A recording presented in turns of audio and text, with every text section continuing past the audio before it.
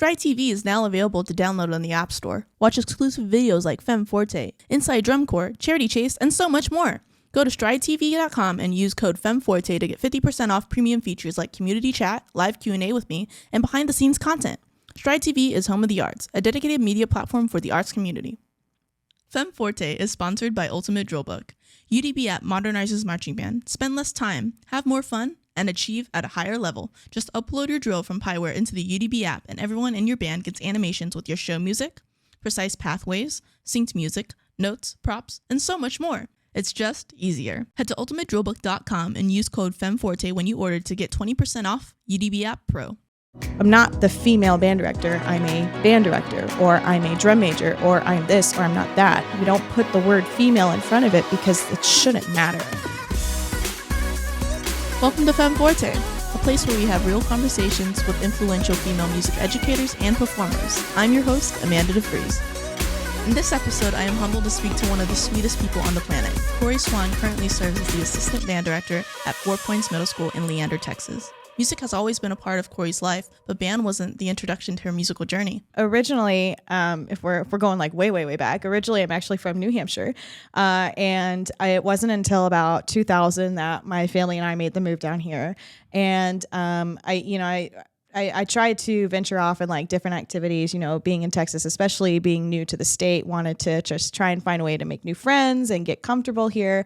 And very quickly I found that kind of music was my go-to. And so originally I started with choir, kind of singing for my local church. And then as I got older, started elementary school, like upper elementary school, I joined the my school choir.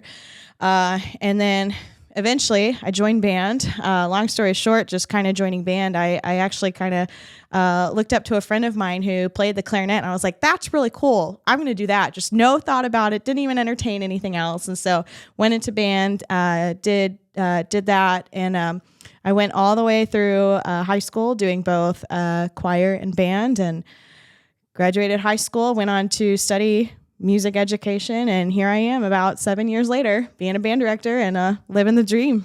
That's super awesome. And I found this YouTube video actually. Oh my gosh, like, no. it was this like TED Talk, like the Woodlands or something, and I think you were singing like Ave Maria, and I was like, oh my gosh, she is a vocalist too. That's so awesome. So I'm so glad you actually talked about like your transition from being a vocalist to an instrumentalist. Like, I guess my question for you is, what, I know you said you were influenced by your friend, but what made you want to, in pursuing music education, want to stick with band instead of going back to like being a choir director or something like that?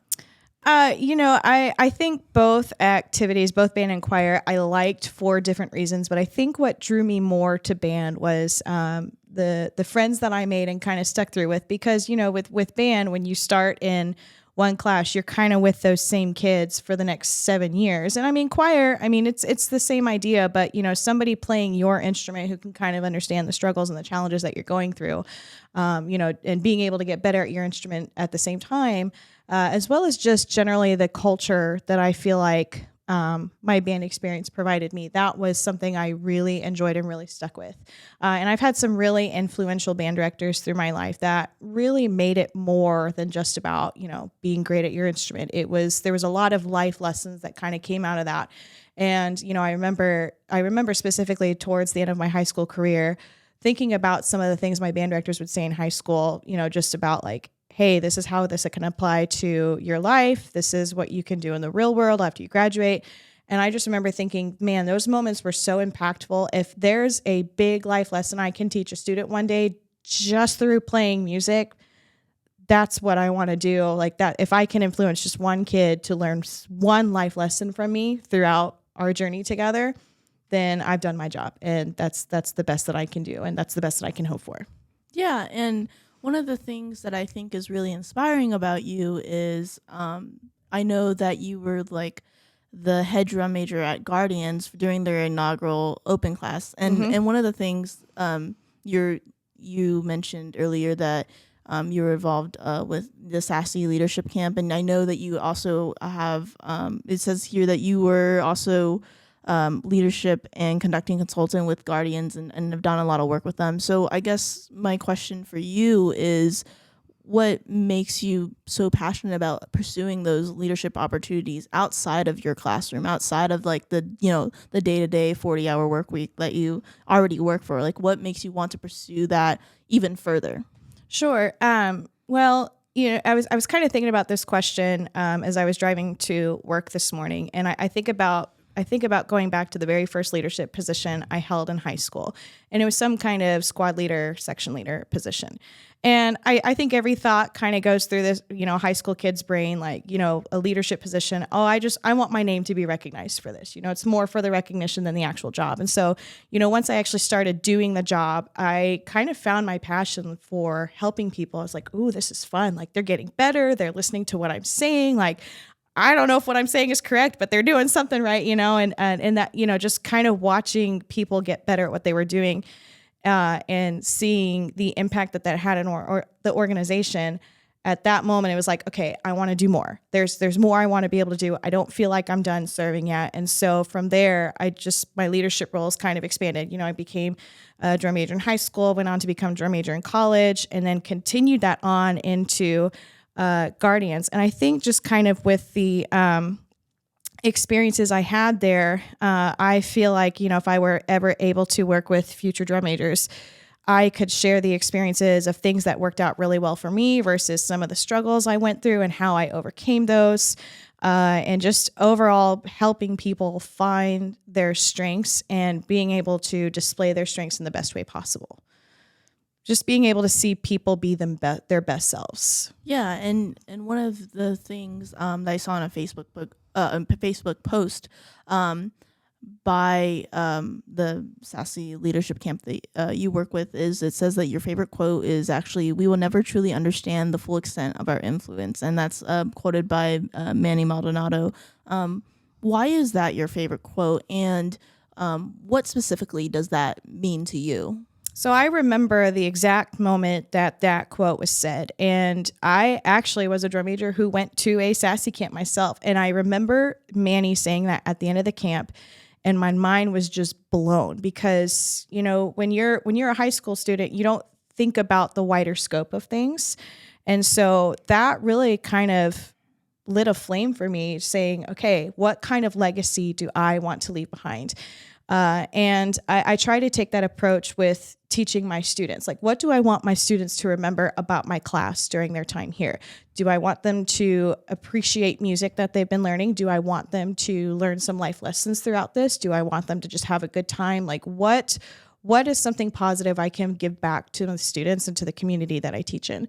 And I think that quote is so powerful. And I mean, I've held on to that quote for years. There's just so many things you can do to help positively impact a student's life. And if there's just one kid that I can reach to help make their experience just overall more exciting, more positive, or even if they just learn one thing from me, then I've done my job. And I hope that they can maybe take on some of the things they've learned from me and carry that on into the future. I love that about you. And I love that you're so passionate about, teaching. And this is the whole reason why this exists, is like, we need to spread, positivity around this, especially, obviously, we know that with the pandemic and in general teaching, and even music education as a whole, so many people are leaving the profession. And it's very passion driven. It's very driven towards like the impact that you have on the kids. Like, we all know that the reason why we are in music education is not necessarily to be the best performers ever or create, or have the students be 100% all about music all the time. Like you said, it's creating those experiences. It's having the impact on those kids. It's having those moments that can influence them in some special way. That is the reason why we do what we do. Absolutely. 100%. Again, just if I can reach that one student, I can successfully say I've done my job. And that's really all I want at the end of the day, is that I can reach a student and have them be positively impacted by my classroom and by my teaching. Yeah, and I found on a Facebook post that you posted in 2020, actually, that was about TMEA 2020. And one of the things that you said, not only was it the TMEA 100 like years in existence, but it was really cool because one of the things that you said was, I would not be where I am today without being involved with music. The people and the experiences I've had are unlike anything else. To my mentors and my fellow educators, thank you for being a positive influence on my life. And so, with that being said, I mean, you're just saying it yourself. Is it those experiences that you had in like high school and college, et cetera, and so on, that kind of makes you the person / the educator that you are trying to be and are today? Absolutely. I think anybody who has gone through a program has latched on to a teacher who they find to be really positive and really influential. And I have been very lucky in my life to not only have them as my teachers, but, as just mentors in general, especially as I was going through college and, trying to gain experience. There were so many people who gave chances on me to further expand my skills. Like I was able to tech for marching bands in high school or in college. I was able to teach private lessons and learn how to teach the very beginnings of my own instrument. And just being able to have those experiences and talk with people and find ways to do things better, I feel like that really helped prepare me get into the teaching world. And here's the thing, even entering the teaching world, you don't just go in knowing everything. There's always something that you're learning. I mean, I'm in year 7 and of course I'm still learning a lot. And, I continue to have mentors who I can talk to and rely on, and whether it's about band stuff or personal related or whatever it may be, to specifically female mentors who have gone through the field and have been so successful and have been able to have a fulfilling like personal and work life too. And so just being able to have those people in my life, it's really cool to just get to hear from their experiences and what can I take from that to apply to my current life so I can, be in this for the long haul. I think we can all say the pandemic brought a lot of hardship for both students and for teachers. I know from the teacher side of things, we were, as they say, building the plane as we're flying it, constantly reinventing the wheel, and especially at the middle school level, trying to keep students entertained and be engaged in learning over Zoom, while trying to teach them how to like play a brand new instrument. There was a lot of patience that had to go into that. There was a lot of thoughtful planning that had to go into that. Well, how are we going to establish this concept over Zoom and situations like that? And I think overall, I think a lot of teachers probably would not ever go back to that situation. I think it made all of us stronger because we found ways to teach that we have never had to think about before. And it taught us to strategize. It taught us to build new skill sets. And it honestly taught me personally that I need to trust the kids more in the process. I remember starting beginning clarinet on Zoom, trying to make their first sounds because the 3 weeks were all virtual. We were at home. Nobody had been in person yet. And I made a ton of videos of like how to just even put the instrument together, what your supplies were, what your supplies were to do, how to put the reed on the ligature, and being able to trust the kids that they're going to do what I'm asking to do, especially through a screen where, it's not maybe the best quality or it's not maybe the best audio. Sorry, my headphones are slipping.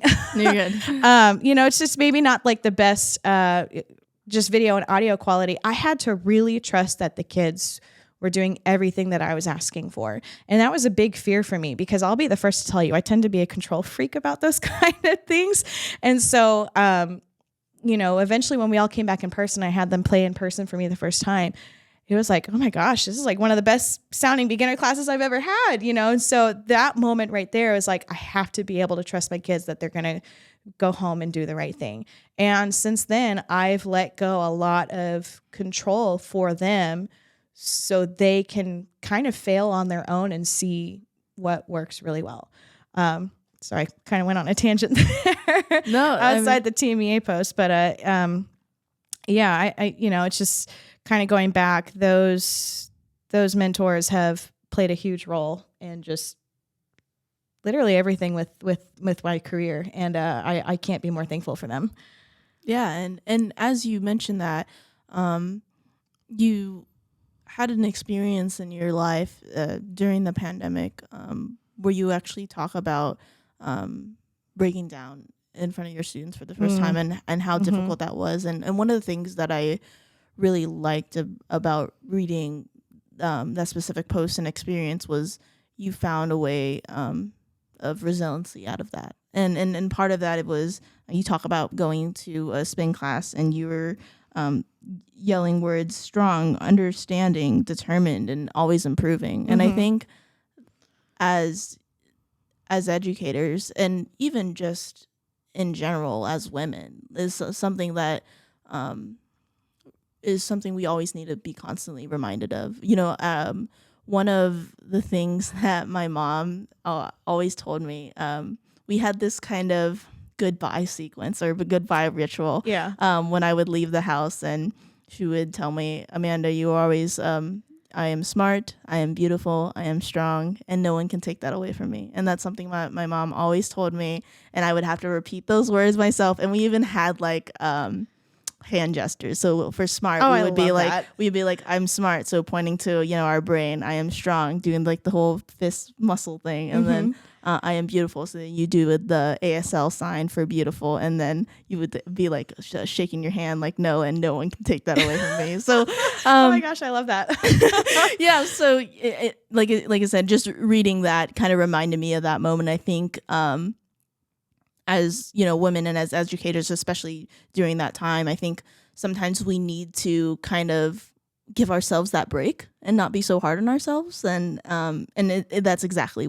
what you did for yourself, is like being like, hey, this is hard for everybody, but we're going to get through it. We're going to, see the light at the end of the tunnel. Yeah. And that can bring on a whole different tangent. And I remember I was in my living room because everything was virtual at that time. And, I love spin classes. Like when I can take them, I'm going to take them because it's a good way to just honestly just like let off some steam. But the trainer who I was working with, she's one of my favorite trainers I've ever trained with. And, she said, I want everybody to say these 3 words. And honestly, I felt super uncomfortable because it's awkward because I think, and I think women especially, we kind of get this imposter syndrome. Like, we call ourselves beautiful, we call ourselves smart, and it's like we don't really truly feel that way. And, that's something I'm still struggling with even as a grown adult, is being able to say, no, it's okay to feel beautiful. It's okay to feel smart. It's okay to feel accomplished and professional in your opinion and be validated in that.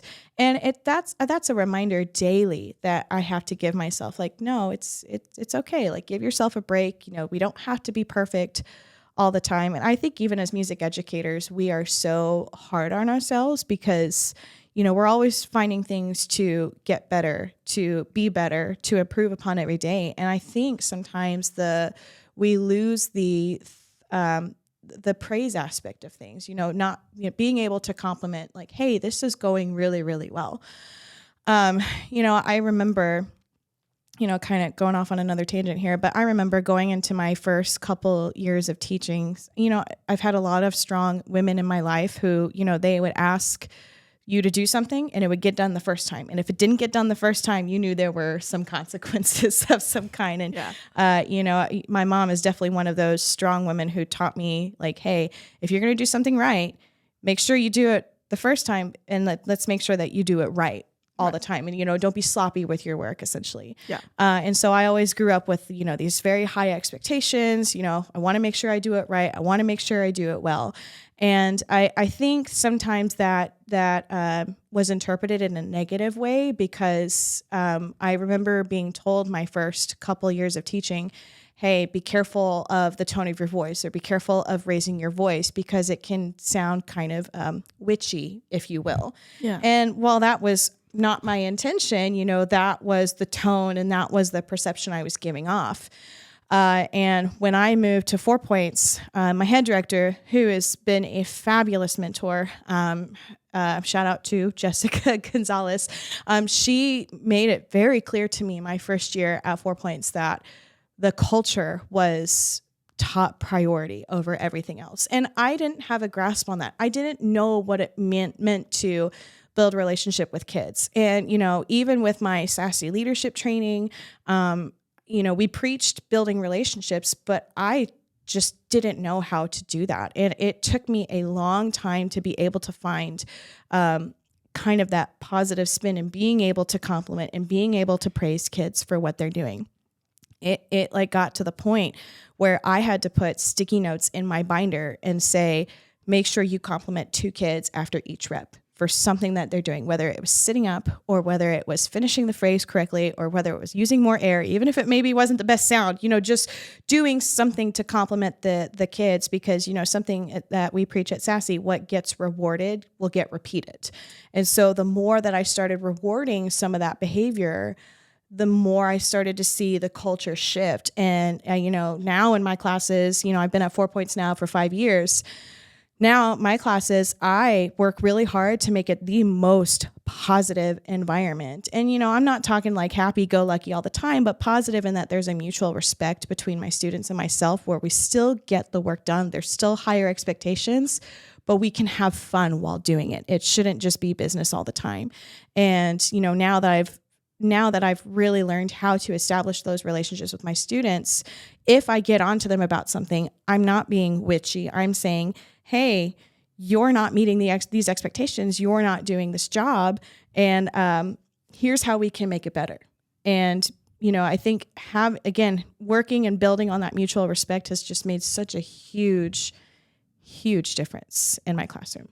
Yeah. And you mentioned a really interesting point of the way that your tone of voice can be, if you projected a certain way, it can sound, as you just mentioned, like witchy. Mm-hmm. And I think that's like very interesting because I remember like I had a headband director and he was a male, but he would get mad at us all the time. And mm-hmm. and we were kind of honestly used to that. And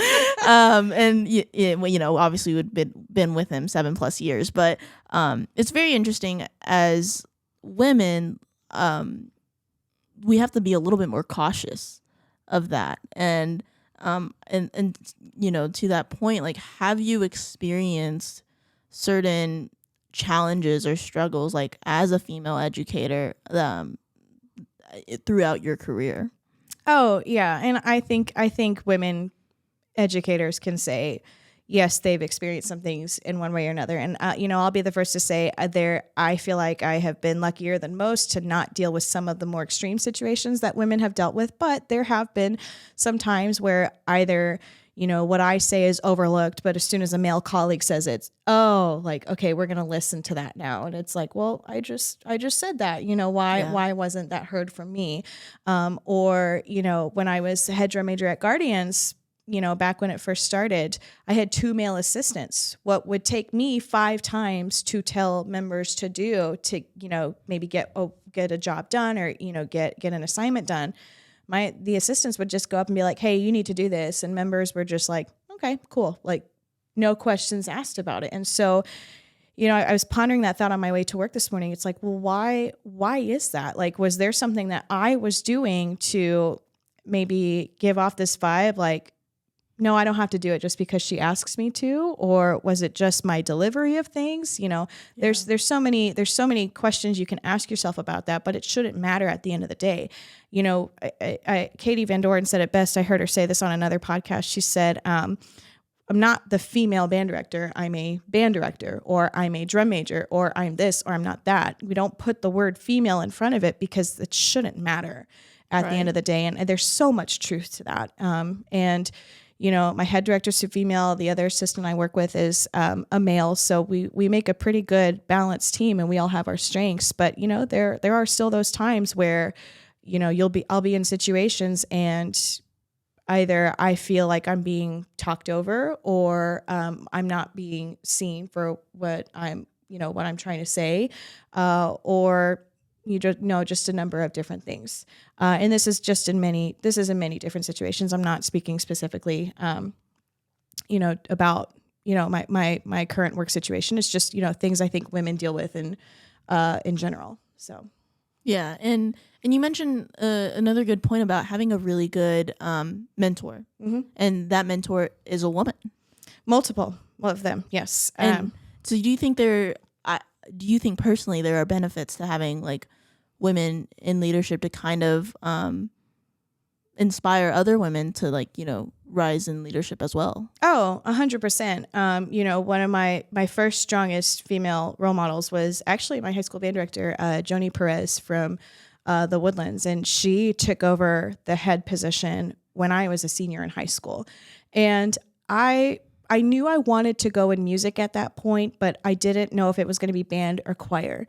And so I eventually just asked her about her experience, why become a band director and why here? And she went on to just tell me she just always loved the activity and she really enjoyed it. And she said the Woodlands was actually her first job. And she said, when I got my job here, it was like essentially landing my dream job and I didn't want to go anywhere else. So, hearing her story of how excited she was to be there and how passionate she was to be there, it was kind of in that moment, it was like, okay, I'm going to go on to college and I'm going to study to be a band director. And throughout my time, I was able to work with Dana Prodervon, Settle now, because she just got married too. I was able to work with Dana, and she's become a close mentor of mine. And we try to meet up at TMEA, TBA all the time. And she's definitely more of like that tough love kind of mentor. So she'll tell me like, hey, you might not be thinking through this, or okay, like I understand what you're saying. Here's what you can do to help through this. And we are also very lucky at 4 Points to have clinicians come in. And our clinician that we have is actually Susan Scarborough from the Houston area. And I absolutely love Susan. Like, she's coming to our school tomorrow, actually. So I think her being a clarinet player too, we of course get to bond over that. But Susan kind of tells it like it is. And, I'll be the first to say I don't always accept criticism very well, but with Susan, she's kind of taught me I kind of have to like put on a thick skin, and it's okay to like stand up for myself. It's okay to